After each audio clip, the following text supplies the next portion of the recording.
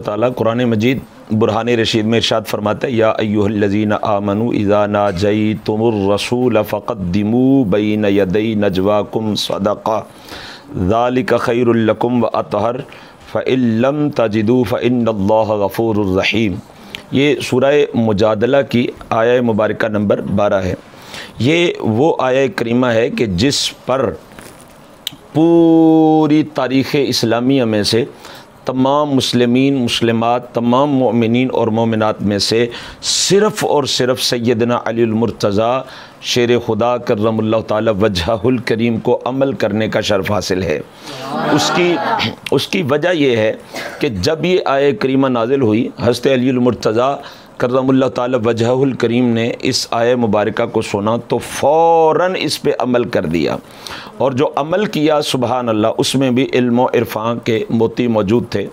इस आया करीमा का तर्जमा कुछ यूँ है कि ए ईमान वालो, जब तुम तन्हाई में मेरे महबूब सल्लल्लाहु ताला अलैहि वसल्लम से बात करना चाहो, जब मेरे हबीब सल्लल्लाहु ताला अलैहि वसल्लम के कान मुबारका में सरगोशी करना चाहो तो पहले सदका दो और फिर आकर के मेरे महबूब सल्लल्लाहु ताला अलैहि वसल्लम से सरगोशी करो। होता ये था कि कोई भी आता और आके हुज़ूर अलैहिस्सलातु व तस्लीम की बारगाह में हाज़िर हो जाता। हुज़ूर सल्लल्लाहु ताला अलैहि वसल्लम के कान मुबारका में आकर वो कितनी देर तक बात करता रहता। अल्लाह तबारक व तआला को लोगों का ये अमल पसंद ना आया, क्योंकि एक बंदा महबूब सल्लल्लाहु ताला अलैहि वसल्लम के कान में सरगोशी करता रहे और बाकी अहबाब जो देखने वाले देखते रह जाएं, या कोई और ज़रूरतमंद आया हो तो वो बैठा रहे, और एक बंदा जो है वो महबूब सल्लल्लाहु ताला अलैहि वसल्लम के कान मुबारका में सरगोशी करते जा रहा है। अल्लाह ताला को ये अमल जब पसंद न आया तो रब्बे कायनात ने फरमाया कि अब लाजम ये है कि अगर तुम मेरे महबूब सल्लल्लाहु ताला अलैहि वसल्लम से सरगोशी करना चाहते हो तो पहले सदका करो और फिर आकर सरगोशी करो। हज़रत अलीउल मुर्तज़ा रज़ियल्लाहु ताला अन्हु ने जब इस आया मुबारका को सुना तो जो आपके पास था आपने फ़ौरन सदका किया और हुज़ूर सल्लल्लाहु ताला अलैहि वसल्लम की बारगाह अक़दस में हाज़िर हो गए। नबी करीम रऊफ़ुर रहीम सल्लल्लाहु ताला अलैहि वसल्लम से आकर सरगोशी की।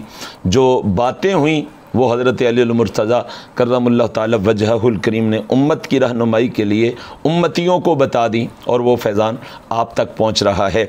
आप रज़ियल्लाहु ताला अन्हु ने तफ़सीर मदारिक में तफ़सीर ख़ाज़न में है कि आप रज़ियल्लाहु ताला अन्हु ने बारगाह रसूल करीम सल्लल्लाहु ताला अलैहि वसल्लम में अर्ज़ की, या रसूल अल्लाह सल्लल्लाहु अलैहि वसल्लम वफ़ा क्या है? क्या अर्ज़ किया?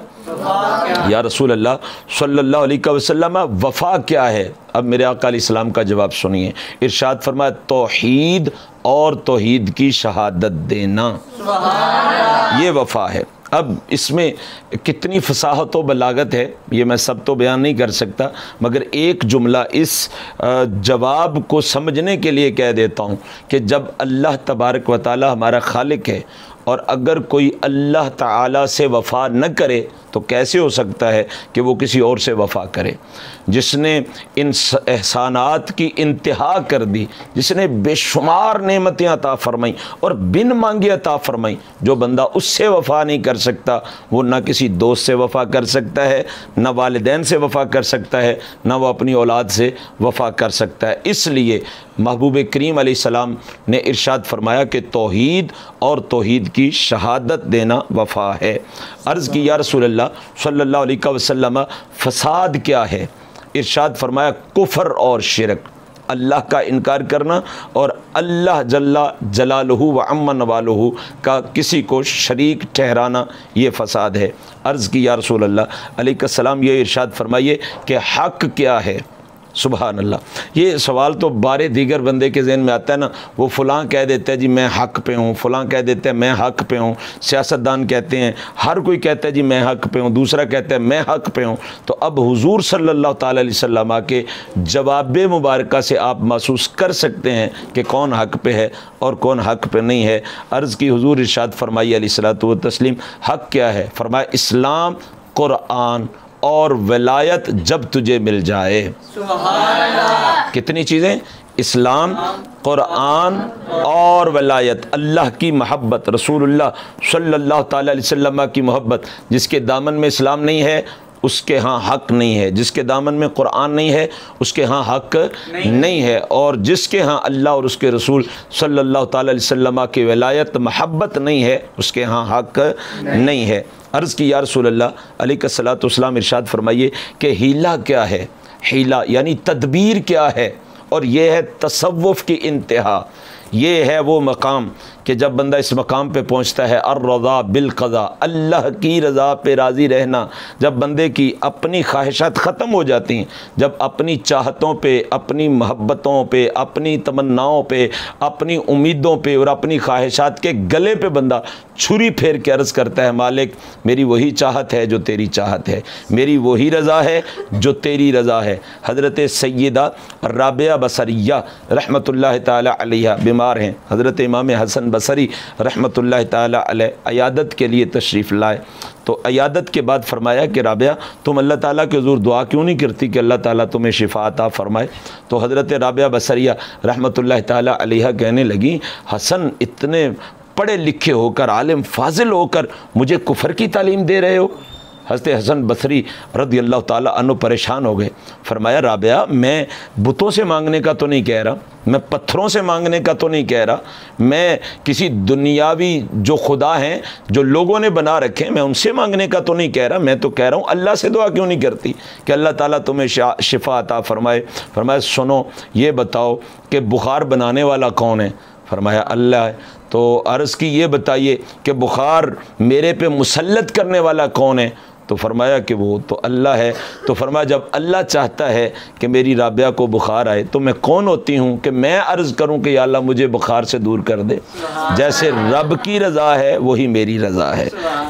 ये वो मकाम है जिस मकाम की बात मेरे आका अलैहिस्सलातु व तस्लीम ने फरमाई। अर्ज़ की या रसूलल्लाह इरशाद फरमाइए हीला क्या है, हीला क्या है, तदबीर क्या है। रसूल पाक अलैहिस्सलाम ने फरमाया हीले को तर्क कर देना हीला है। हीले को तर्क कर देना हीला है।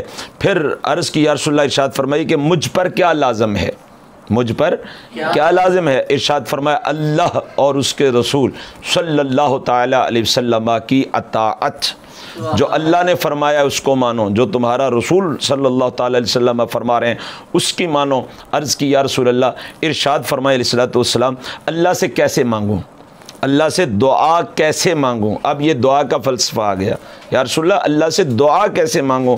इरशाद फरमाया सिद्क़ और यकीन के साथ मांगो। जब सिद्क़ के साथ मांगोगे तो दुआ कबूल होगी, जब यकीन के साथ मांगोगे, यकीन कामिल होगा, यकीन मुहकम होगा तो दुआ कबूल होगी। अगर सिद्क़ नहीं है, अगर यकीन नहीं है तो फिर उसके यहाँ दुआएं कबूल नहीं होती। हज़रत सुल्तान महमूद गज़नवी रहमतुल्लाह ताला अलैह तवाफ़ काबा के लिए हाज़िर हुए, ग़िलाफ़ काबा को थामे दरे काबा के पास एक नबीना रब्बे कायनात के हुज़ूर इल्तिजा कर रहा है, या अल्लाह मुझे आँखें अता कर दो, साथ में शिकवा भी कर रहा है, इतनी देर हो गई मालिक तेरे से आँखें मांगते हुए, तू आँखें अता ही नहीं कर रहा, या अल्लाह आँखें दे दे, या अल्लाह बनाई दे दे, या अल्लाह रोशनाई अता कर दे। हज़रत सुल्तान महमूद गज़नवी ने सुना तो आपका दिल डर सा गया कि ये बंदा अल्लाह से शिकवा कर रहा है। आपको गुस्सा आया और आपने एक तदबीर की, आप अंदर जाने लगे काबतुल्लाह शरीफ के, जाके नवाफिल पढ़ने के लिए। तो आपने उसके कान में सरगोशी फरमाई, फरमाया सुनो अल्लाह से मांगने वालों, अल्लाह से मांगने वाले गौर से सुनो, मेरा नाम महमूद गज़नवी है और मैं अंदर 2 नफल पढ़ने के लिए जा रहा हूँ। बाहर आने तक अगर तुम्हारी आँखें दुरुस्त ना हुई तो तुम्हारी गर्दन तन से जुदा कर दूँगा। अब इसको जान के लाले पड़ गए, अब गिड़गिड़ाया, दिल से तड़पा और दिल से हुक उठी, दिल से इल्तिजा उठी कि मालिक पहले तो आँखों का मसला था, अब जान भी जाने वाली है, अब तो महमूद गज़नवी बाहर आएंगे, मेरी गर्दन तन से जुदा कर देंगे। दिल से जब आवाज़ निकली तो फिर वो आसमानों को चीर गई, अर्शे उला की बुलंदियों को पहुँची। हज़रत महमूद गज़नवी ने 2 नफल अदा किए, बाहर निकले तो उसकी आंखें वापस लौट चुकी थी, उसकी आंखों में बेनाई आ चुकी थी, उसने आगे बढ़ कर के हाथों को बोसा दिया, कहा जी ये आपकी करामत है कि आप कह कर के गए थे तो वापसी पे मेरी आंखें दुरुस्त हो गईं। हज़रत महमूद गज़नवी मुस्कुराए, फरमाया नहीं ये मेरी करामत नहीं है, ये करामत तुम्हारी है।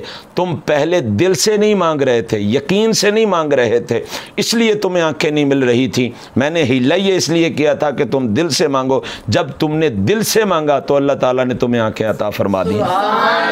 लिहाजा ये बात पल्ले से बांध लें कि जब भी दुआ मांगें अल्लाह तबारक व तआला की रहमत पे कामिल भरोसा होना चाहिए कि मेरी दुआ ज़रूर कबूल होगी। जब सिद्क और यकीन के साथ दुआ मांगेंगे तो वो दुआ कभी भी रद्द नहीं होगी, वो दुआ मकबूल होगी। अर्ज़ की या रसूल अल्लाह सल्लल्लाहु अलैहि वसल्लम, ये तो समझ आ गई कि मैं अल्लाह से कैसे मांगूँ। अब ये भी इरशाद फरमा दीजिए कि मैं अल्लाह से मांगूँ तो क्या मांगूँ, अल्लाह से मांगूँ तो क्या मांगूँ। इरशाद फरमाया आफियत, सुभान अल्लाह, क्या फरमाया, आफियत। अब हो सकता है आप में से भी कोई बंदा सोच रहा हो कि एक ही चीज़ अल्लाह से मांगनी है। भाई एक चीज़ आफियत मांग लें, हर चीज़ आफियत में मौजूद है। आप चाहते हैं रिज़्क़ में बरकत हो तो आप कहते हैं या अल्लाह आफियत अता फरमा, तो रिज़्क़ की आफियत भी इसमें मौजूद है। आप चाहते हैं तंदुरुस्ती मिले तो आप अलग से ना भी कहें कि मालिक मौला मुझे सेहत अता फरमा, तू कहे मालिक मौला मुझे आफियत अता फरमा, तो ये सेहत में भी बरकत हो जाएगी। औलाद चाहते हैं आफियत मांगें, आफियत की सूरत में औलाद भी नसीब हो जाएगी। कब्र व हशर में अल्लाह ताला के अजाब से बचना चाहते हैं तो अल्लाह ताला के हुज़ूर आफियत का सवाल करें। मतलब ये है कि सिर्फ़ आफियत मांगें, अल्लाह तबारक व तआला की बारगाह से हर नेमत आपके लिए मिल जाएगी। तो हुज़ूर अलैहिस्सलाम ने फरमाया कि तुम आफियत मांगो। अर्ज़ की या रसूल अल्लाह सल्लल्लाहु अलैहि वसल्लम, अपनी निजात के लिए क्या करूं। अब ये मेरे दिल में भी तमन्ना है, आपके दिल में, बल्कि ये सारी की सारी चीज़ें हमारे सब के दिल की तमन्नाएं हैं जो हज़रत अली शेर खुदा रज़ियल्लाहु ताला अन्हु पूछ रहे हैं। या रसूल अल्लाह अलैहिस्सलाम, ये इरशाद फरमाइए कि मैं अपनी निजात के लिए क्या करूं। अब सिर्फ एक जुमला सुनिए, हुज़ूर अलैहिस्सलाम फरमाते हैं हलाल खाओ और सच बोलो, हलाल खाओ और सच बोलो, बस ये दो काम कर लो तो तुम्हारी निजात हो जाएगी। और ये ही दो चीज़ें बुनियादी हैं। बंदा झूठ को तर्क कर दे, हज़ारों गुनाहों से बंदा बच जाता है। बंदा हलाल खाना शुरू कर दे, हज़ारों गुनाहों की नजास्तों से बंदा महफूज हो जाता है। तो इरशाद फरमाया कि हलाल खाओ और सच बोलो। अर्ज़ की या रसूल अल्लाह सल्लल्लाहु अलैहि वसल्लम, सुरूर क्या है। सुरूर का माना खुशी, फरहत। या रसूल अल्लाह सुरूर क्या है। मेरे आका अलैहिस्सलाम फरमाते हैं जन्नत। क्योंकि जो भी नेमत हमें दुनिया में मिलती है, जिससे हमें खुशी मिलती है, वो आर्जी है, वो फ़ानी है, वो एक वक़्त के लिए मिलती है फिर ख़त्म हो जाती है। एक वक़्त उसके लिए बका का होता है, एक वक़्त उसके लिए फ़ना का होता है।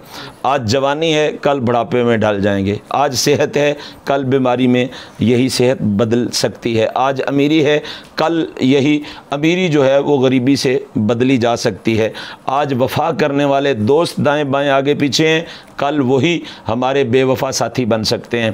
तो सुरूर फिर है क्या, हकीकी सुरूर क्या है। फरमाया जन्नत, क्योंकि जो जन्नत में जाएगा दोबारा उसको बाहर नहीं निकाला जाएगा, जो जन्नत में जाएगा उसे बाहर नहीं निकाला जाएगा। अब हज़रत अली रज़ियल्लाहु ताला अन्हु ने आखिरी सवाल किया। अर्ज़ की या रसूल अल्लाह सल्लल्लाहु अलैहि वसल्लम, ये इरशाद फरमाएं कि राहत क्या है। ये इरशाद फरमाएं कि राहत क्या है। फरमाया अल्लाह का दीदार। इन 10 बातों में हमारे लिए बेशुमार इल्म व इरफां के मोती मौजूद हैं। अगर हम चाहें तो वफ़ा को इख्तियार करें, हम चाहें तो फ़साद को इख्तियार करें, मगर अल्लाह के हुज़ूर दुआ है कि अल्लाह ताला हमें वफ़ा की तौफ़ीक़ अता फ़रमाए। हक़ क्या है हमें पता चल गया, चाहें तो हम हक़ को इख्तियार कर लें। हीला क्या है, चाहें तो हीले को इख्तियार कर लें। हम पे क्या लाजिम है, अल्लाह और उसके रसूल की अताअत, चाहें तो इसको इख्तियार कर लें। अल्लाह से कैसे मांगना है, सिद्क़ व यकीन के साथ। चाहें तो जब भी मांगें, जो भी मांगें, सिद्क़ और यकीन के साथ मांगें। और क्या मांगें, आफ़ियत मांगें। ज़्यादा वक़्त ना हो मांगने मांगने के लिए तो यही कह दें, अल्लाहुम्मा इन्नी अस्अलुकल अफ़्व वल आफ़ियत फ़िद्दीन व दुनिया वल आखिरा। या रब्बे करीम तू हमें दुनिया में भी आफ़ियत अता फ़रमा, आखिरत में भी आफ़ियत अता फ़रमा और दीन में भी आफ़ियत अता फ़रमा। कुल कायनात की नेमतें एक लफ्ज़ आफ़ियत में छुपी हुई हैं। एक आफ़ियत ने सारी नेमतों को ढांप रखा हुआ है। और अगर हम अपनी निजात चाहें तो सच बोलें, हलाल खाएं। अगर हमें सुरूर की तलब है तो जन्नत के तालिब बन जाएं। और अगर हमें राहत की ज़रूरत है तो अल्लाह के दीदार की इल्तिजा करते रहें कि रब्बे कायनात जब हम महबूब करीम रऊफ़ुर रहीम सल्लल्लाहु अलैहि वसल्लम की निस्बतों से जन्नत में पहुँचे तो हुजूर के कदमैन शरीफैन का सदक़ा अल्लाह ताला हमें अपना दीदार अता फरमा दे।